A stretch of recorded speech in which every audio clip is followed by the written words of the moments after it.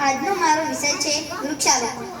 આદરણીય ગુરુજનો, વડીલો, મારા વાલીઓ અને મારા વહાલા મિત્રો, મારું નામ વાઘેલા ક્રિસ છે અને હું ધોરણ 5માં અભ્યાસ કરું છું.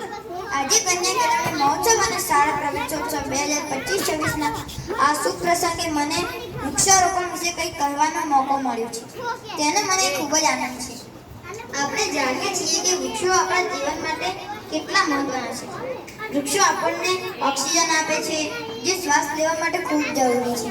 વૃક્ષો વરસાદ લાવવા માટે મદદ કરે છે, જમીનનું ધોવાણ અટકાવે છે અને વાતાવરણને ઠંડુ રાખે છે. વૃક્ષો પક્ષીઓ અને અન્ય જીવોને રહેઠાણ પૂરું પાડે છે. ટૂંકમાં, વૃક્ષો વગર પૃથ્વી જીવન શક્ય નથી.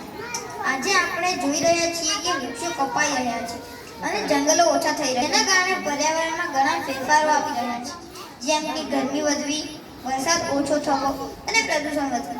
સ્વાસ્થ્ય અને ભવિષ્ય માટે સારું નથી. આપણે સૌએ વૃક્ષારોપણ કરવું જોઈએ.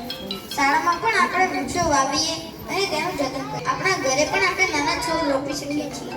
વૃક્ષો વાવવાનો અર્થ માત્ર એક છોડ રોપવા જેટલો જ નથી, પણ તેનું નિયમિત ધ્યાન રાખવું અને તેને મોટું કરવું. આજે જે નાના ભાઈ બહેનો શાળામાં પ્રવેશ કરી રહ્યા છે, તેમને પણ આપણે વૃક્ષોનું મહત્વ સમજાવવું જોઈએ. કન્યા કેળવણી મહોત્સવ દ્વારા આપણે દીકરીઓને ભણાવીએ છીએ અને એક શિક્ષિત દીકરી પોતાના જ્ઞાન દ્વારા વૃક્ષારોપણ અને પર્યાવરણની સુરક્ષાના સંદેશાને સમાજમાં ફેલાવી શકે છે. ચાલો આપણે સૌ ભેગા મળીને વધુને વધુ વૃક્ષો વાવીએ અને પૃથ્વીને હરિયાળી અને સ્વચ્છ બનાવીએ. યાદ રાખીએ, એક વૃક્ષ સપુત્ર સમાન છે. આભાર.